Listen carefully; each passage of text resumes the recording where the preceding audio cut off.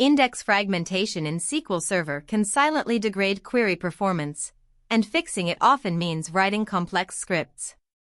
Two AI models, Claude and Gemini, were given the same task: analyze fragmentation levels and generate a T-SQL script to rebuild or reorganize indexes based on threshold rules.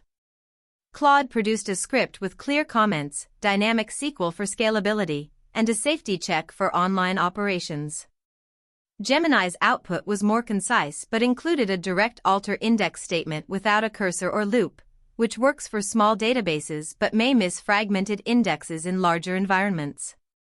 Both scripts correctly used sys.dm_db_index_physical_stats, but Claude's version handled edge cases like heaps and disabled indexes.